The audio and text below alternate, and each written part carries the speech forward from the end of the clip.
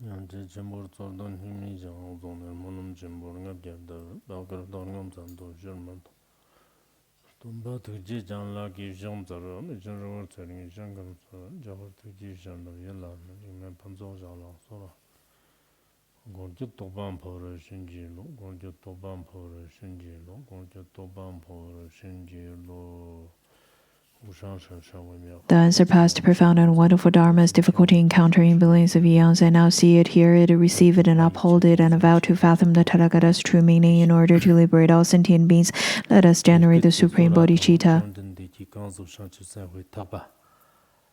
Tagbawa Chikchipo Tetaglander Kachip Kapsarto, Rikivator, Munushan Depitena, Tejan Shaba, Luberta Sirti, Son La, Kid Rapt of Shon, De Kopana, Tsatumji, Dirbe, Nubadan, Tube Dirbe, Nubadan, Janvi Yondandan, Yoshit Nyonala Mumbre Jenbe, Gerlon, Churmava Nilander, Ndster, Nepadan, Kurti, Gyodan.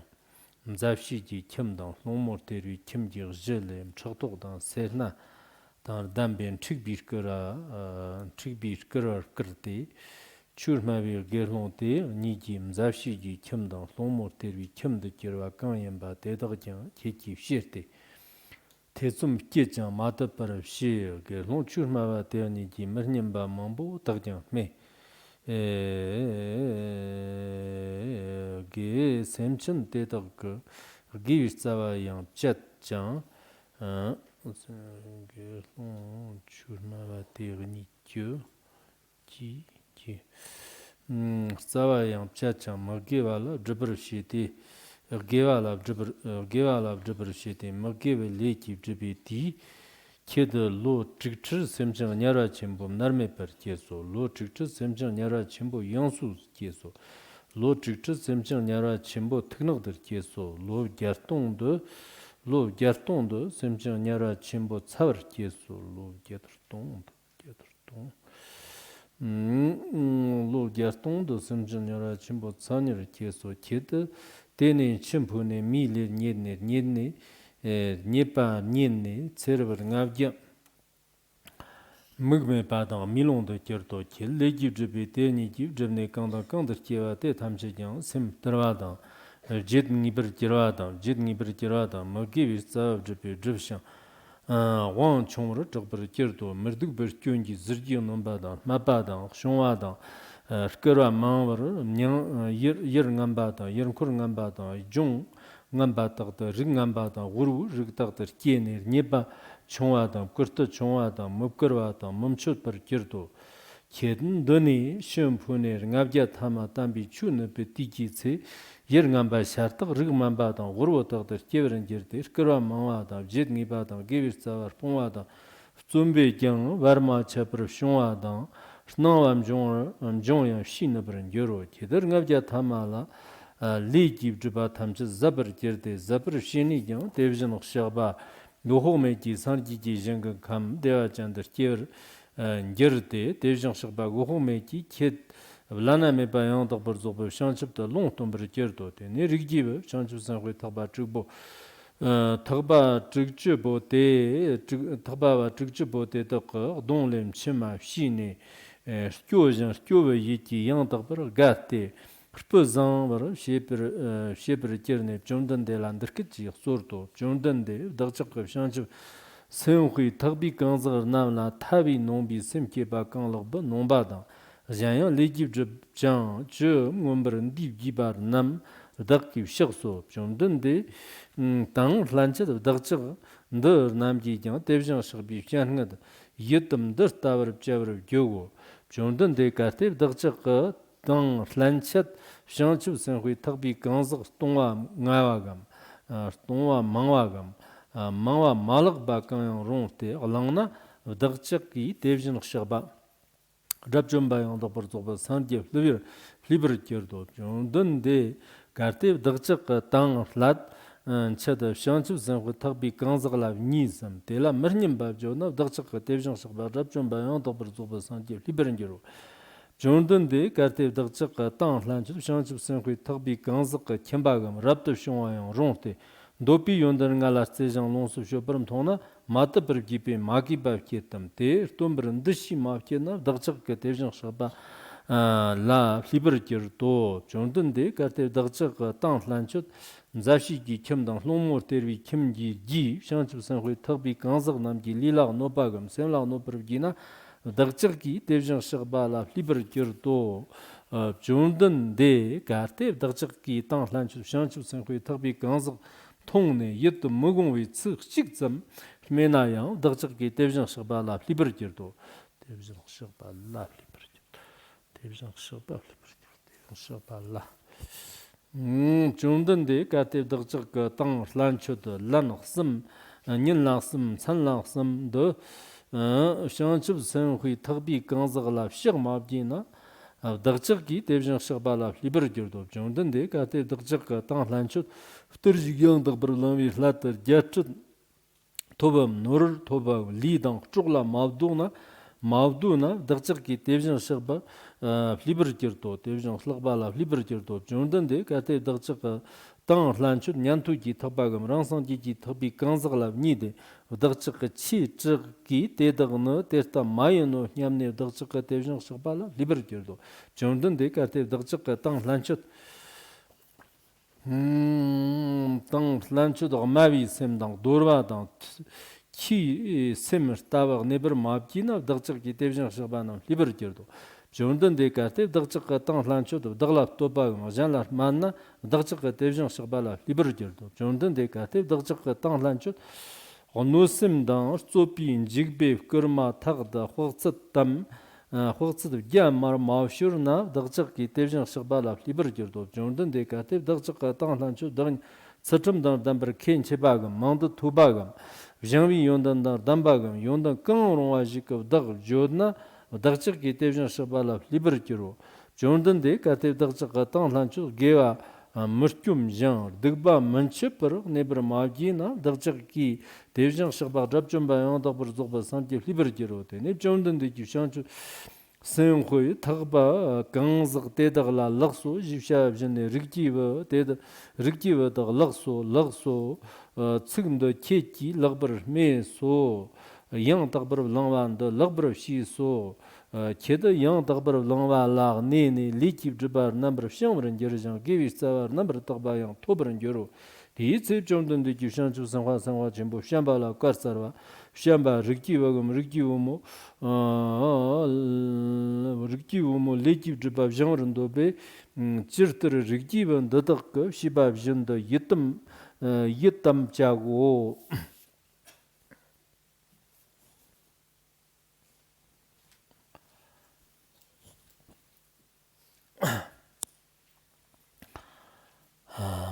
接下来我们讲那个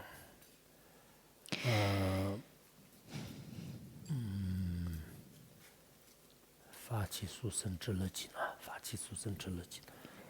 Now let us continue with the sutra on generating the supreme aspiration of bodhicitta. 我们前面呢已经讲到60位这个菩萨。 In the previous class, we've already learned that the 60 bodhisattvas 到达这个佛跟前。 were led by Maitreya Bodhisattva to see Shakyamuni Buddha. And Shakyamuni Buddha knew about their previous karmic retribution. The 60 bodhisattvas were very much saddened. So they confessed and requested in front of the Buddha, asking him to tell them what kinds of negative deeds they've committed in their previous lives. And then the Buddha over here will tell them what kind of negative deeds they've committed in the previous life. And then the 60 bodhisattvas, after knowing, they will confess in front of the Buddha and then make vows of not committing those negative deeds ever. So in today's teaching, we will learn that they will be making 13 vows. In fact, I think the teachings over here, or the kinds of negative deeds that they've committed in their previous lives, I think are rather common for the mundane beings. In fact, lots of the mundane beings had violated those. I can't say that everyone, but I think there are many mundane beings had violated those. But do we have the kind of resolve, just like the 60 Bodhisattvas, to completely eradicate all of those negative deeds and make such great vows? Because the 60 Bodhisattvas witnessed by the Buddha, they make the vow of never committing those negative deeds again. But when we make vows, I think as mundane beings we'll remember for a few days and then forget about them after a few days. But we should remember the causes and conditions, the causes and fruition is never in vain. If we do not remember what kind of negative fruition that it could bring, then we will definitely suffer from the negative causes that we planned for ourselves. According to the Sutra of Right Mindfulness, it says that if one were not to listen to the Dharma, then we will not be able to tame our own mind. So on one hand, definitely we are having all kinds of afflictions every single day, but on the other, because of the blessings of the Guru and the three jewels, we still have the opportunity to listen to the Dharma, and we still have the opportunity to work with this mind that is difficult to tame. We can challenge this kind of mind every day. But once we lose this kind of opportunity, then we will not be able to tame the mind anymore. That kind of mind that's difficult to tame. So whenever we have opportunity, I really encourage all of you to listen to the Dharma and to tame your own mind with the listening and contemplation of the Dharma. This is really the best kinds of medicine. Other than that, when our mind is not tameable, there are all kinds of methods, other kinds of methods that you may adapt through different kinds of ways, through maybe sometimes physically or through other kinds of consultation. But of course, there are all kinds of methods in this world, but I'm not sure if they would work or not. So the best way of working with your mind to tame your mind is through contemplation, through listening to the Dharma, and through practice. In this way, you will definitely be able to tame your own mind.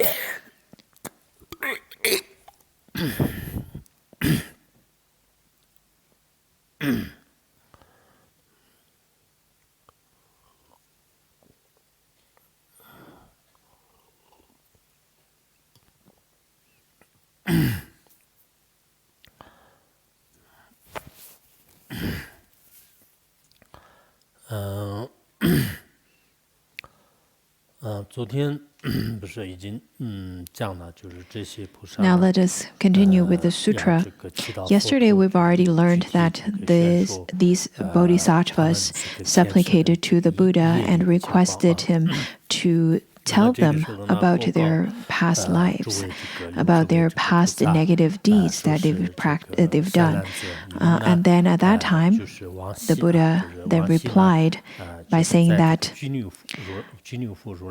noble men in the past, during the time of the Tathagata Krakuchanda, all of you were ordained monastics. You were practitioners. Krakuchanda, as you may know, he was the first Tathagata of the 1,000 Buddhas of the good Kalpa, that is our Kalpa.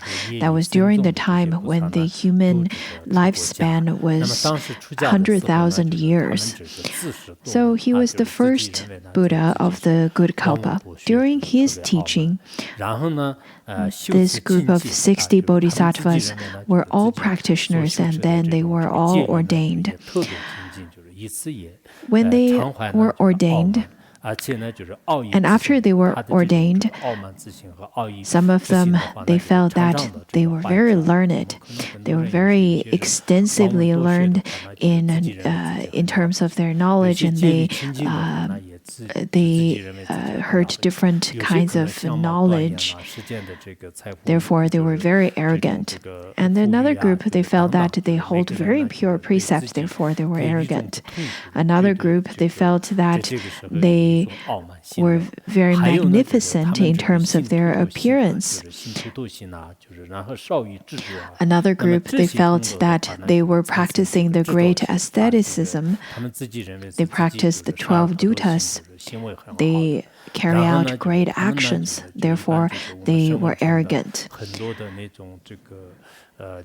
Just like some of the Theravada practitioners, because they're very easily to be contained, and they don't have lots of grasping, therefore they feel that they are quite great. So over here, the 60 bodhisattvas during that time, they generated this kind of mentality. They felt that they were great. They were very arrogant about that. Also, around the same period of time, there were two other bhikshus, who gave teachings at the time. And then they had lots of retinues who listened to their teachings. They had lots of great fame, and they received good offerings from their retinues. And then this group of 60 bodhisattvas generated lots of jealousy towards the two bhikshus who were giving teachings. Because of such kind of jealousy, the 60 bodhisattvas then made up a lie by saying that these two bhikshus had sexual misconduct without any reason, so they were slandering them. In terms of the content of slandering, they did not say that the two bhikshus were stealing from others or killing. So the 60 bodhisattvas didn't say that, but they used the reason of sexual misconduct. In fact, many people would use this kind of excuse, this kind of lie to accuse of the others. There are the ones who would slander the others by accusing them carried out the misconduct of killing and stealing. But throughout history, we can see that majority of this kind of slanderings are people accusing of the pure practitioner by carrying out impure actions such as sexual misconduct. In fact, this is a very serious slandering. And sometimes because of this kind of slandering, even a very pure practitioner would have to or would be forced to abandon their practices. For example, there's a story that is recorded in the Sutra of Miscellaneous Treasures, where it is said that there was once an arhat who carried out great actions of purity. Throughout his practice, throughout his diligent practice, he attained arhathood. And once he was serving the Sangha, and then at that time there was once a bhikshu whose name is Mito, and this particular bhikshu rather doesn't have lots of merits. And Bhikshu Mito generated lots of jealousy towards him, towards this arhat. Then he started saying that this bhikshu practiced sexual misconduct. at that time, I think the sister of Mido also was ordained, and she was a bhikshuni in that monastery. So both of them started slandering the arhat. The arhat who had already attained arhathood, upon hearing this kind of slandering, generated lots of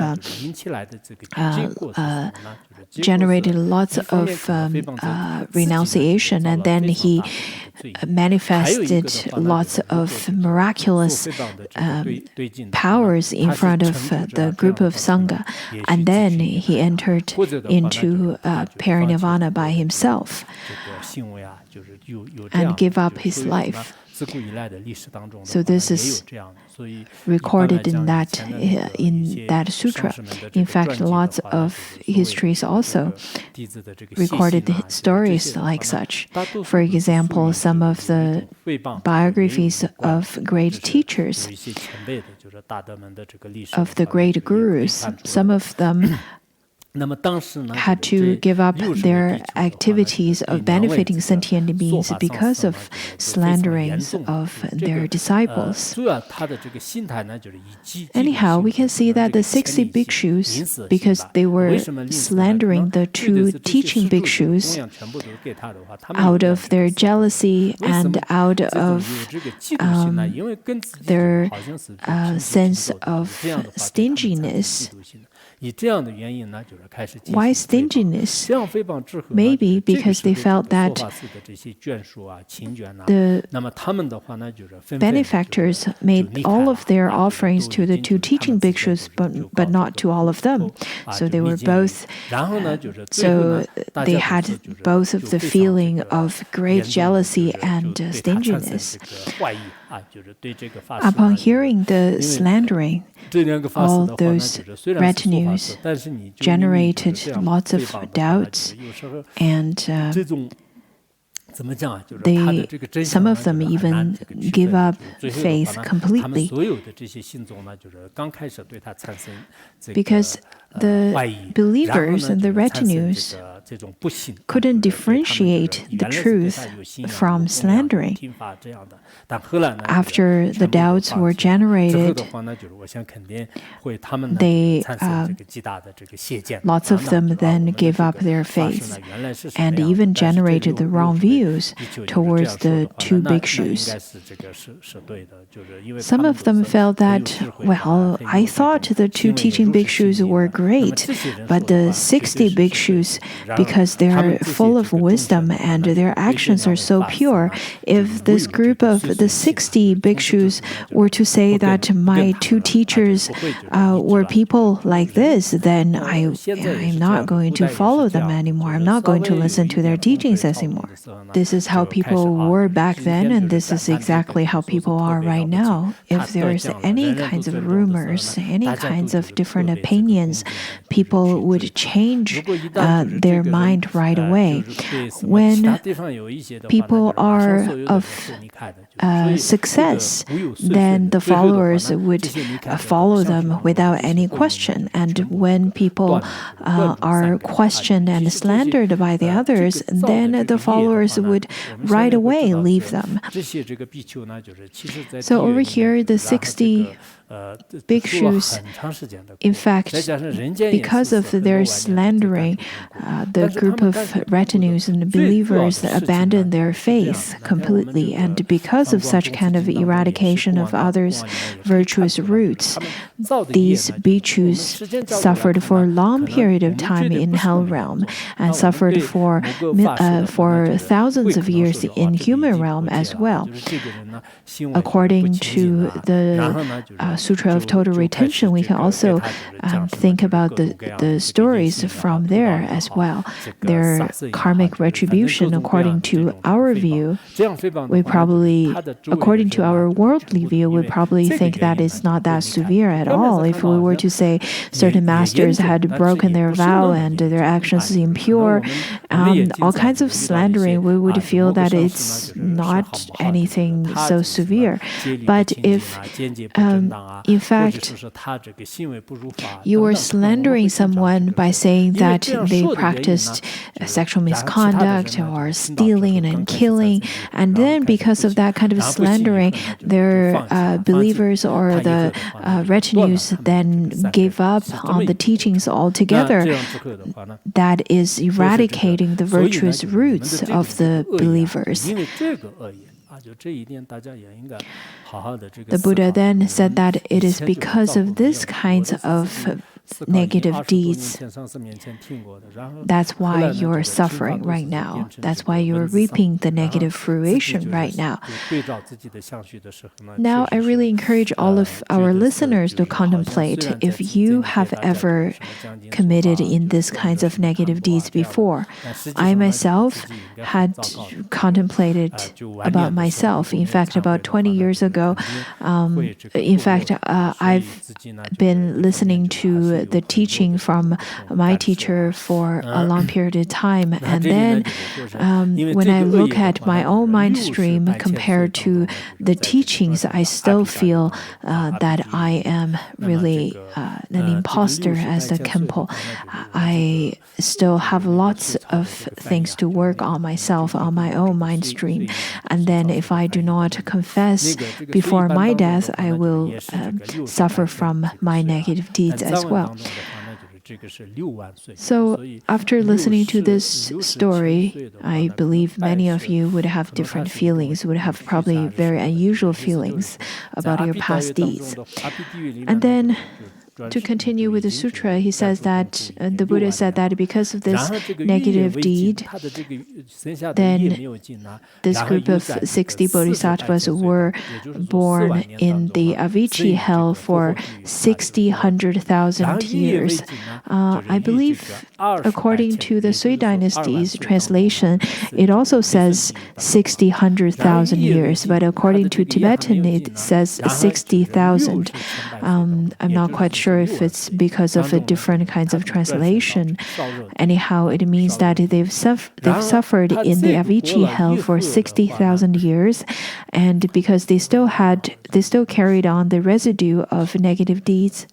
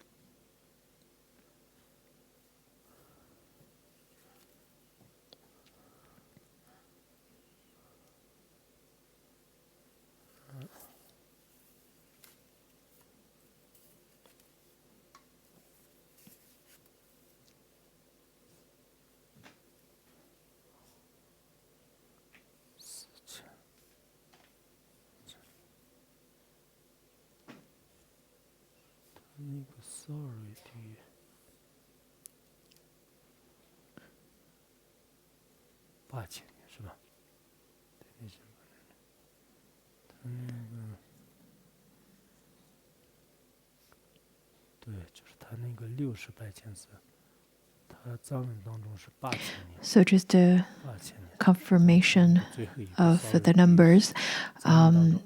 They then were reborn in the resurrection hell realm for 100,000 years, and because of the residue still lingered, they then were reborn in the black robe hell realm for 100,000 years, and then later 100,000 years in the burning hell realm. So I think the Tibetan, according to the Tibetan version, it says 8,000 years. The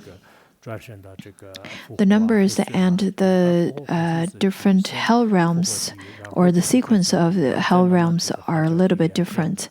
But that's the different translations or editions. According to the Tibetan version, it says that they were reborn in the in fact, the sequence of them being reborn in hell realm is a little bit different, because according to the words of my perfect teacher, or the sixth realm sutra,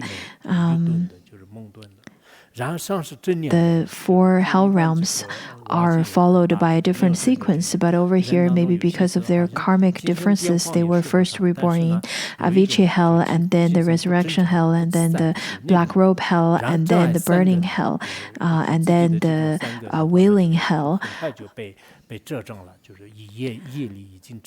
So after that, after that, they were finally being reborn as humans, and for 500 years, for 500 lifetimes, they were born as blinds, and for many lifetimes, they were born of dull capacity and because people without right mindfulness, they usually would come with the kind of negative deeds of dull capacity, and they don't have good memories. For people without right mindfulness, they would also be accompanied with the negative deeds of mental issues as well. Then they were reborn with very little merit. Sometimes they were reborn as with very ugly appearances. People would not want to look at them at all. Sometimes they would be reborn as the kind of people that were not respected. They would be reborn in inferior families. They would be reborn as the kind of people that's not respected by the others. Now that we see there are kinds of people in this world that's not respected by the others, that's born in inferior families or with inferior capacities, sometimes we feel generate a sense of compassion and pity for them. But this kind of people also had carried out negative deeds in their past lives. That's why they reap this kind of fruition. The Buddha then continued to say that, well, later on, you will continue to take rebirth. Around the time of the Dark Age, you will be reborn in poor families. You will not be able to gain sufficient amount of providings. You'll be reborn in places that's cold, and you have to suffer through hunger and coldness. And whenever you want to practice the correct Dharma, even if it's just a little bit of virtue that you want to practice, it's very difficult for you because it's full of difficulties and obstacles. And it would be very difficult for them to practice like such. Even if you can generate any kind of compassion or little bit of wisdom, but because of the past karmic retribution, the insights will disappear in a very swift of time. Just like nowadays, we see that there are lots of people who can't maintain or can't keep up with their practice or insights, or they have bad memories. All of these kinds of negative karma is a sign of the past karmic retribution. Over here, the Buddha told them how their lifetimes were in the past, how they spent their life in the hell realm in the past, and though they had gained a human life in the middle, they had suffered in such a way. And later on, if they were to be reborn in human realms, they would still continue to suffer around the time of the Dark Age. And then the Buddha continued to tell them, saying that in the end of 500 years, slowly your karmic retribution will disappear, will dissipate. And because of your merit, of being ordained at the time of Krakuchanda Tathagata, they will be able to pacify their karmic retribution after all of those sufferings they endured. And then they will be able to be reborn in the pure realm of Amitabha. They will be able to receive the predictions of enlightenment from Amitabha.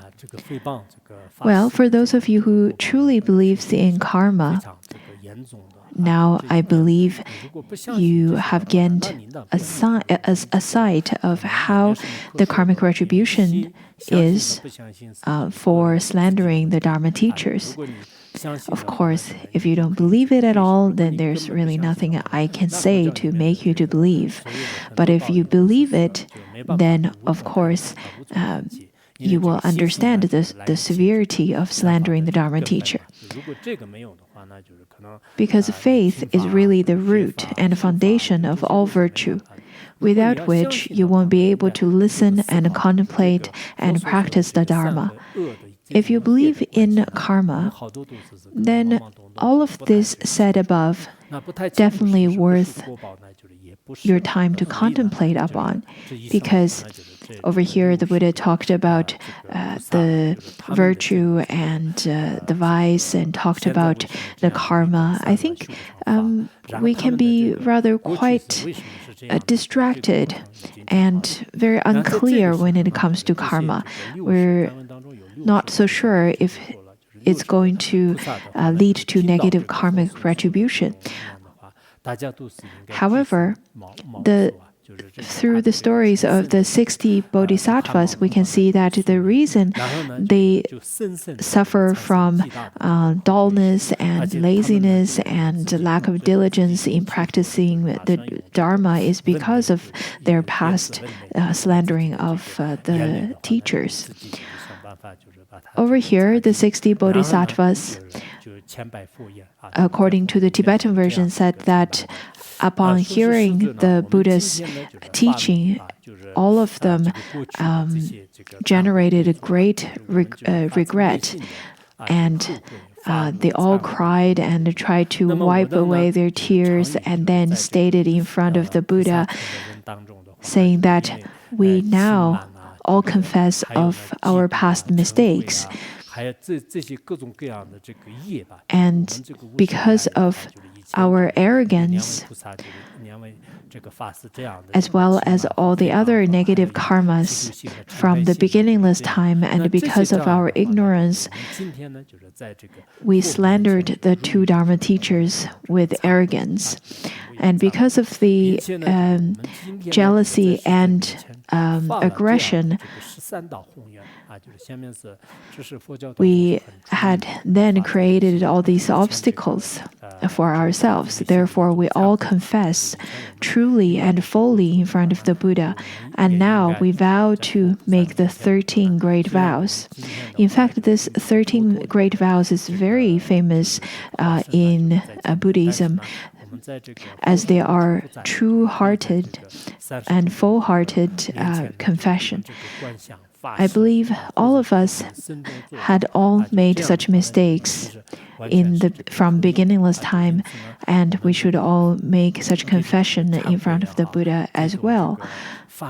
Because though the Buddha's manifestation is not right in front of us, but the Buddha is everywhere. Therefore, we can visualize and we can make such vows in front of the Buddhas of the three times. According to the Mahaparinirvana Sutra, it says that there are two types of the wise men.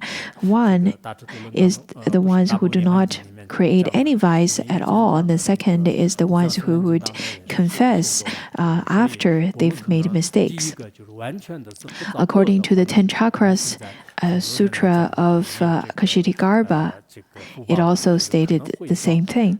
Therefore, I think nowadays we can't be certain that we're someone who had never created any negative deeds, because I don't believe that people nowadays have such kind of merit. we definitely had made negative karmas. But after making negative deeds, we should confess in front of the Buddhas and Bodhisattvas and the gurus and spiritual leaders, and as well as the pure Sangha. We should try our best to confess. We can chant the mantras such as 100 syllabus mantra or with other ways, other methods to confess. This is quite important. Now the 60 Bodhisattvas continue to make this 13 great vows to make such confession, and the Buddha agreed, and I think agreed, and saying that if you can confess in this way, it could definitely pacify your past misdeeds. All of us should also confess and try to think about if we've made any kinds of the misdeeds such as slandering the Dharma, the Buddha, and the Sangha. If we've done so, then I think we can't be very confident of being reborn in the Sukhavati anymore, because if we were to create such kind of severe negative karma, then we would definitely be reborn in Avicii hell or the hell of black robe and the burning hell and so on. So we should definitely look at our own mind stream. We should definitely contemplate on our own past deeds. Because other people won't be very clear about whatever you've done in the past, but you yourself would know. Therefore, let's look at the 13 vows. The Bodhisattvas said to the Buddha, saying that, "World honored one, from today onwards to the infinite future, if we were to expose the shortcomings and faults of the Bodhisattvacharya practitioner, we are now lying to the Buddha. We're now deceiving to the Tathagata." So this is the first vow. Over here it refers to This vow refers to the Bodhisattvacharya practitioners. Who are these Bodhisattvacharya practitioners? It doesn't really mean the only first Bhumi and second Bhumi Bodhisattvas. Rather, it refers to all the practitioners who had made the aspiration of bodhicitta. So over here, the 60 Bodhisattvas are saying that if we saw any of the shortcomings or faults of the others, especially the Bodhisattvacharya practitioners, the Bodhisattva says that if we were to review the shortcomings and downfalls of these group of people, then we are deceiving the Tathagata. This is quite a severe vow. This is quite a serious vow, as you can see. Deceiving the Tathagata. In Buddhism, as well as in the world, people would make such serious vows if they were to make a serious resolve. Over here, the Bodhisattva says that since we have true belief, and if we were to commit to this kind of misdeeds again, then we are deceiving the Tathagatas, we're deceiving Shakyamuni Buddha. And for the practitioners who would say that, well, I make this vow, if I don't do it, then I am deceiving Ponsoko Rinpoche. And once you made such kind of resolve, and once you made such vow, then if you were to commit to this kind of misdeed again, then that kind of misdeed would be even worse and can hardly be purified. So this is quite a serious and very severe vow. As a Buddhist practitioner, if we were to say that if I were to commit to that misdeed again, then I'm deceiving the Tathagata, I'm deceiving the Buddha. out of the 3,000-fold world, there is no bigger misdeeds than that. So we can see that if we were to practice in such a way, to make a resolve in such a way, then we will definitely not break any kind of precepts. And even if we see anyone breaking precepts as Mahayana practitioners, according to Mahaprajna Paramita Shastra, where it says that we should see all sentient beings as Buddhas, then if we see all sentient beings as Buddhas, then don't mention about the Dharma teachers. We should definitely see them as Buddhas as well. We should see the statues that's made of wood and mud as Buddhas. And with that kind of view, with that kind of sacred outlook, it could gain great merit for all of us. Then don't even mention about seeing the statues that's made of, for example, brass over here. If we were to see it as the Buddha and then make such kind of resolve, we will definitely gain great blessings because of it. As the Mahayana practitioners, we should not speak ill of the others. This is really important. This is the first great vow. Of course, if you are a supervisor or management of the Sangha, there are things that there are obligations that you should practice. But if you're not, then not speaking ill of the others, not speaking of the shortcomings of the others, not seeing the shortcomings of the others is indeed quite important, because your view is not necessarily, your vision is not necessarily correct, nor does your dualistic mind. So that's the first resolve.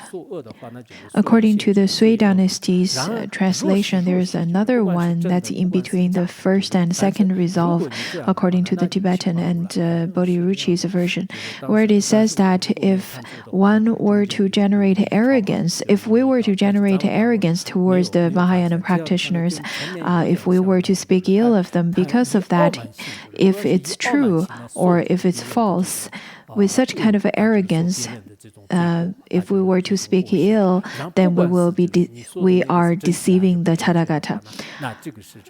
Over here, it's similar to the previous one, but the emphasis in this translation is on arrogance. So that's according to the Sui dynasty's translation. Now let's look at the second resolve according to Bodhiruchi's translation. It says that, world honored one, if we from now till infinite future were to make fun of the Bodhicharya practitioners, or to ridicule, or to discriminate, or to bully them and generate fear in their mind, or to look down at them, then we are deceiving the Tathagata. There's the kind of bullying actions nowadays. In fact, people would force upon the others. When we see people who are weak and not able to fight back, it is a human weakness that people tend to bully on them.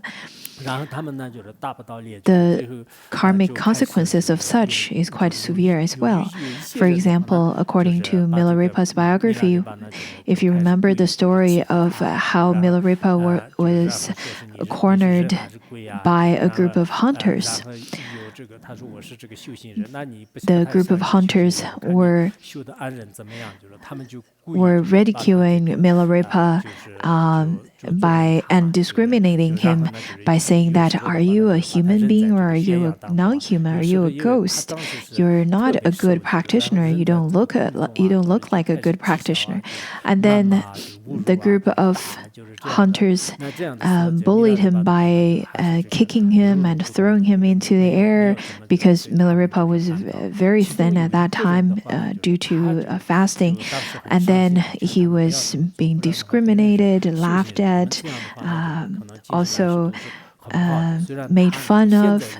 But Milarepa was staying in his state of practice and did not fight back.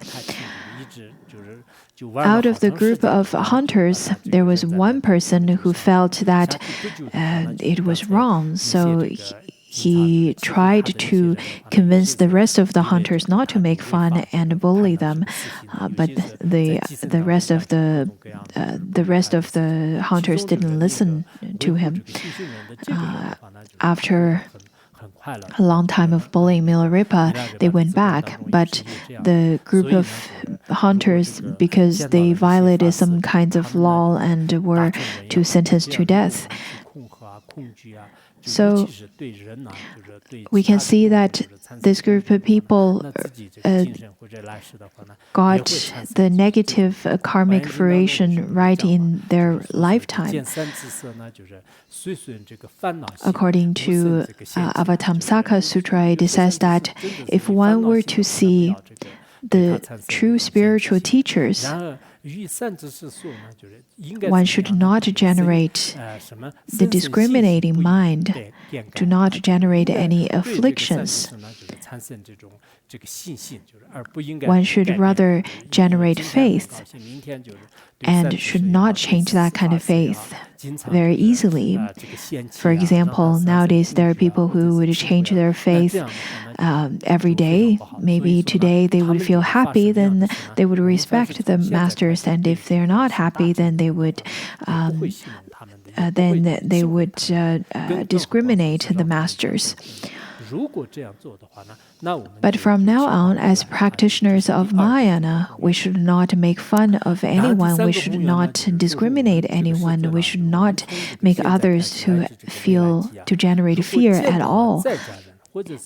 If we were to do that, we are discriminating the Tathagata. This is the second great vow. Now the third vow, the Bodhisattva says that the world-honored one, from now till the infinite future, if we were to see lay practitioners or the Bodhisattvacharya practitioners or the Mahayana lay practitioners, if this group of people were to indulge in the games of the five desires, if they were to indulge in the forms and sound and fragrance and taste, or wealth and fame, as well as sleeping and drowsiness, if they were to spend their times in games, entertainment, we should not find any faults of them. Rather, we should generate respect and faith. We should see them as teachers, as guides, as mentors, as Buddhas. If we do not do that, we're deceiving the Tathagata. I think we tend to try to develop a sense of pure perception when the monastics are enjoying life. We try our best not to generate wrong views. But whenever there are lay practitioners doing all kinds of things, enjoy all kinds of entertainment and the five pleasures, then I think people tend to generate wrong views. But they could very much be a manifestation of Bodhisattvas and Buddhas. And it could very much be just your own perception is impure. So it could be that they have their own secret meaning of doing those. Therefore, the Bodhisattvas over here said that we're not going to slander, even if there are people who are enjoying the five desires endlessly and carrying out actions that seems to be impure. So they made such vows, just as the great adornment of a great vehicle, Sutra Shastra. It says that even if there are even if they have all kinds of provisions, but their minds are not tinted even for a bit. So the Bodhisattva says that there are great practitioners who are not tinted by any kinds of these desires. They may appear to have everything just like Jayant Khyentse Wangpo and the great masters. It seems that they have all kinds of desires in this world, maybe their rides and their family and their retinues and the entertainment. They have everything, but their minds are constantly in a pure state. Whenever we look at a sutra, there's a sutra where it says that the bodhisattvas are constantly in a state of purity, but in order to benefit sentient beings with skillful means, they appear to adapt in actions of entertainment, of desire. So the bodhisattvas, just like Manjushri and Maitreya Bodhisattva, though without any kinds of tint and desire, without any kinds of greed, anger, and ignorance, but in order to liberate sentient beings, they would appear to have anger and desire and ignorance. Today, in fact, I also contemplated on myself, on my own actions. On one hand, sometimes in order to give classes, sometimes in order to protect our institute or some centers, I would speak ill of the others. And the result of such is definitely not going to be very positive. Rather, I hope that it's not going to lead me to the evil path after giving teachings for a whole life. That would be very sad. Nowadays, we can see that there are people who are law enforcers who, after being a law enforcer for their whole life, they ended up being imprisoned for the second half of their life. That would be really sad. That would be really horrid if it would happen to us. If we were to practice for our whole life but ended up in the lower realms, that would be really horrid. Then the fourth vow says that, World Honored One, from now till the infinite future, if we were to generate stinginess towards the Mahayana practitioners, if we were to generate a sense of stinginess towards the friends and family and retinues, and in the Tibetan version, it says that also to the benefactors and providers, if we were to generate any kinds of stinginess, as well as to harm them physically or to force them mentally, harm them both physically and mentally, then we are deceiving the Buddha. Over here it's a little bit difficult to understand, but according to the Sui Dynasty's translation, it also means that if there are Shramanas who would go alms-begging from the benefactors of the group of bodhisattvas or their own benefactors, then at that time, this group of bodhisattvas will not generate jealousy or to generate a sense of stinginess. They would never harm the almsbeggars physically nor mentally. If they were to do so, then they would be deceiving the Tathagata. If we were to fight over and to harm the others because of the benefactors, because of our own retinues, and then if we were to harm the others due to jealousy or a sense of stinginess, then with such kind of causes and conditions, if we were to slander the others and harm the others, then we will be deceiving the Tathagata, just as stated in the 37 practices of Bodhisattva, where it says that usually people would fight over the others or harm the others for the gain of personal fame or wealth for personal benefits, then as a benefactor, or if we were to fight over for our own benefactors and retinues and friends, then it is breaking the vow of the Mahayana practitioner.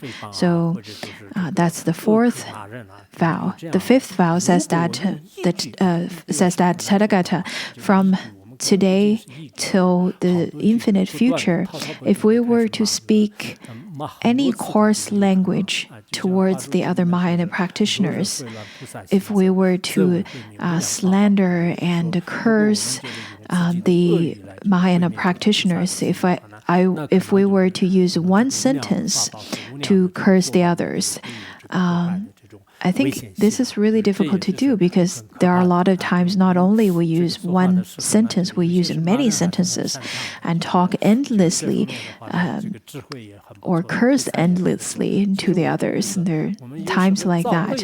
According to the Adorned Hand Sutra, where it says that if one were to disturb the mind of the Bodhisattva, then it is equivalent to destroying the immeasurable treasure of the Dharma.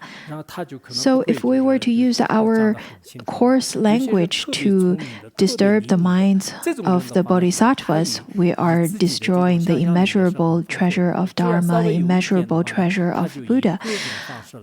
There is such danger. This is quite a severe negative deeds as well. Whenever we speak, I think people tend to be very wise about cursing. People tend to be very skillful about cursing. They're very eloquent about it. In fact, I think it would be really the best if we're not that smart, especially when it comes to creating negative deeds. If people tend to be rather a little bit dull and not very eloquent, then for this group of people, even if they want to slander the others, they probably won't be able to speak much. They probably would mumble, but won't be able to be very clear. There are people who are very smart, who think they're very smart, but with their smart imagination, with their dualistic mind and the abundance of such, they can slander in various ways. They can create various ways to slander the others as well. Therefore, from this angle, it would be good to have wisdom. It would be good to be smart. But if they're very smart and very eloquent, they can be very smart and eloquent about speaking ill of the others.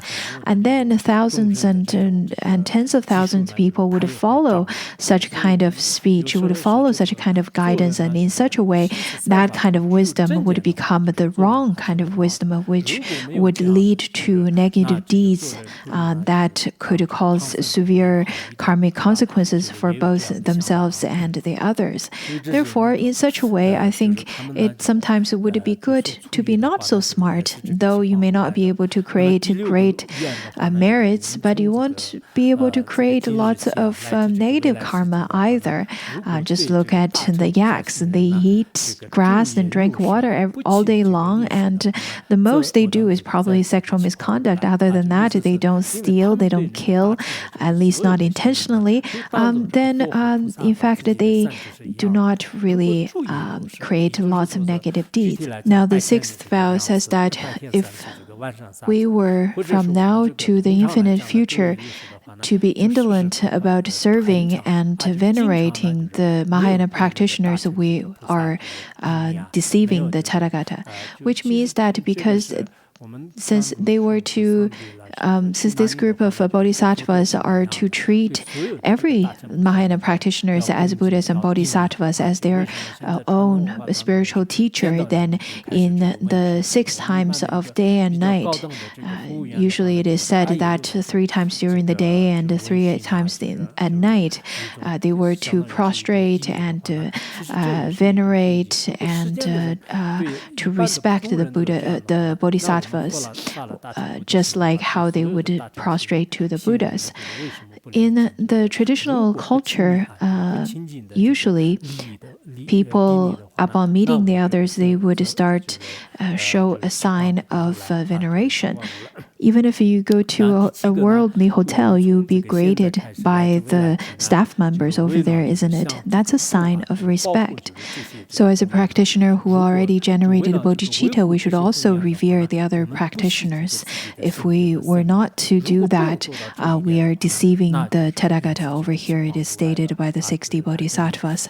The seventh vow says that from now until the infinite future, in order to protect these great vows that we've made, we are going to protect these vows with our body and our life. If we cannot do that, we are deceiving the Tathagata.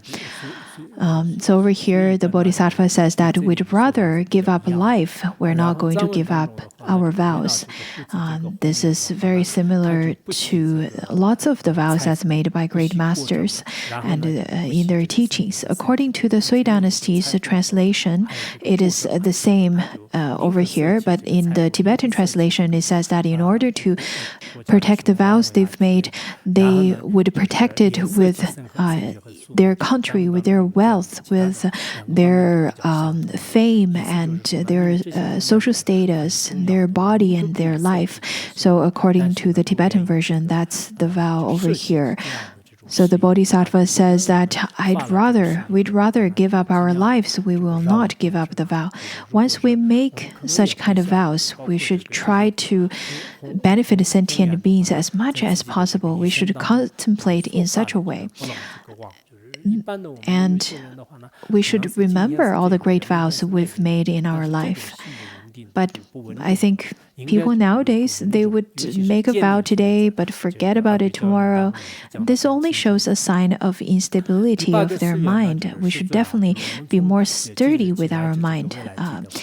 Now, the eighth vow says that Tathagata, from today till the infinite future, we vow not to have any arrogance or discrimination towards the Pratika Buddhas, the Shravakas, or the so-called Theravada practitioners.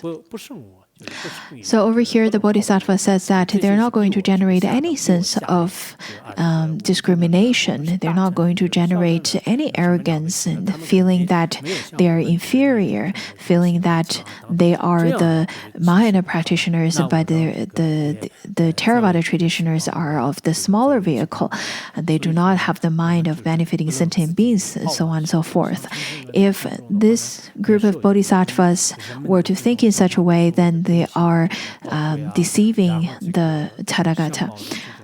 Tavasiddhi Shastra, where it says that the fame and appearances, as well as meditative samadhi, precepts, skills, and so on, all of those are impermanent. Therefore, one should not generate any arrogance about those at all.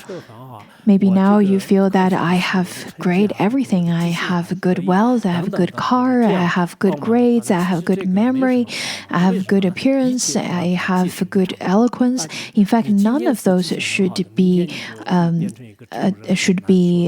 thing that you feel arrogant about, because it is impermanent. Everything is impermanent. Maybe you have good memory, but maybe tomorrow you become a vegetable. And then maybe today you are rich, but tomorrow you become a beggar. It's very difficult to say.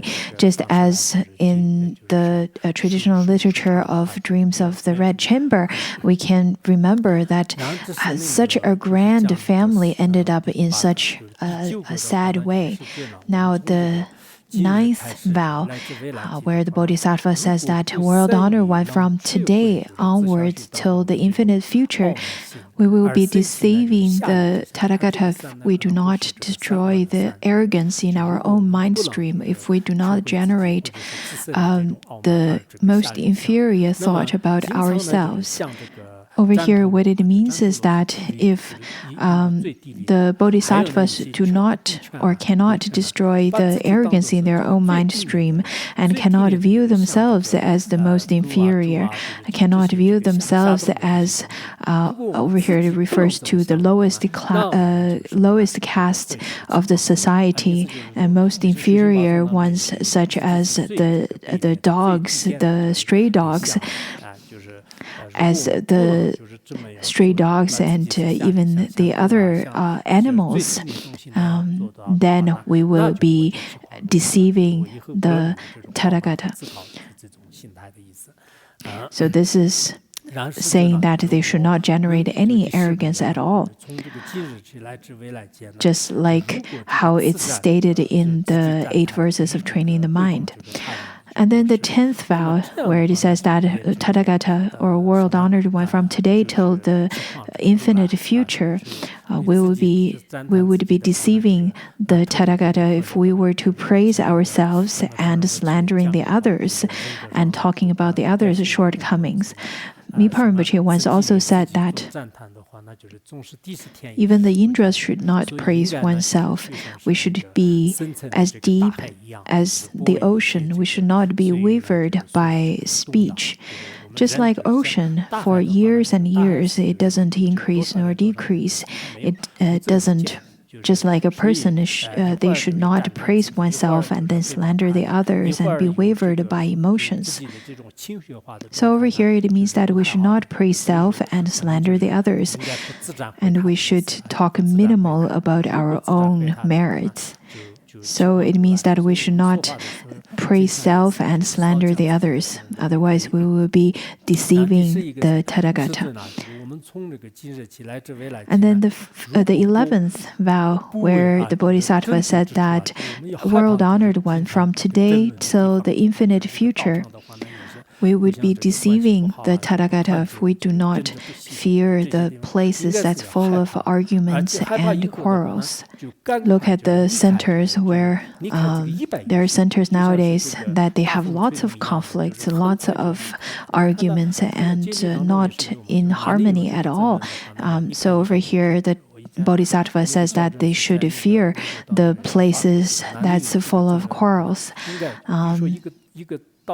I believe I posted a teaching where it says that if you hear quarrels and arguments in a center, you should run away from there. You should not sit there anymore. Otherwise, it's not going to be benefiting for your own practice. If you were to then get involved and also join their arguments, you would create lots of negative karma.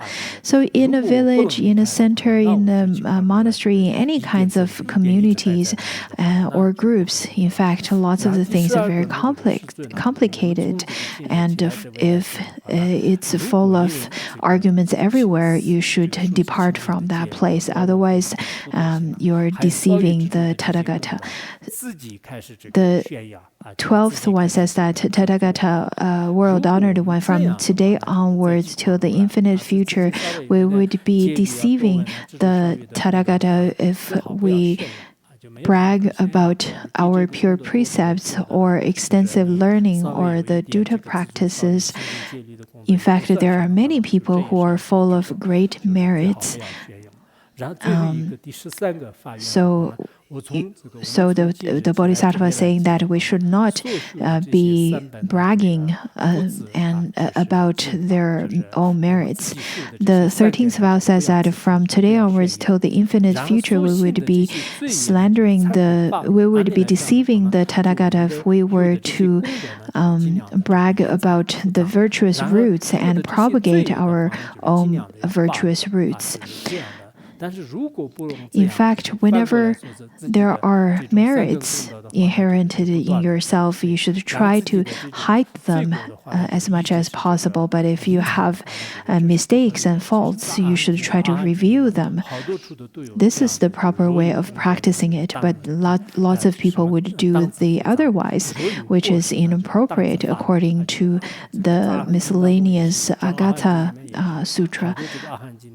There are lots of the teachings included in the Agatha Sutra that talks about such. When I was translating those, I noticed lots of the teachings such as this. One should not propagate about one's merit and hide one's mistakes. And if we were to do that, the Bodhisattva said that if we were to do that, we're deceiving the Tathagata. So after making the 13 great vows, the world-honored one praised the Bodhisattvas, saying that, good, good, noble man, you are to make these vows. These are the vows and teachings of the awakened ones. If you were to make such great vows, you should make such resolve and abide in such.